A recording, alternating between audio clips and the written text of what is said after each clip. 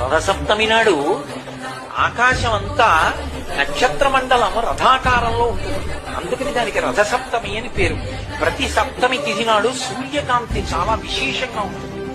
అటువంటి సప్తమి తిథి నాడు రథసప్తమి వచ్చినప్పుడు ఆ జిల్లేడాకులు రేగుపళ్ళు తల మీద పెట్టుకుని నమస్కారం చేసి సూర్యుడికి స్నానం చేస్తారు. ఎందుకు అంటే సూర్యబింబంలో ఉండేటటువంటి ప్రాణశక్తిని పుచ్చుకుని జిల్లేడాకు ఇక్కడ ఉండేటటువంటి గోరువెచ్చటి ఆ బ్రహ్మస్థానము నుండి ఆ లోపలికి ప్రసారం చేస్తుంది. దానివల్ల ఎదర వచ్చేటటువంటి విశేషమైనటువంటి వేడిని తట్టుకోవడానికి కావలసిన శక్తి వస్తుంది. రేగు పండుకి ఓ లక్షణం ఉంది, పీడ తీస్తుంది.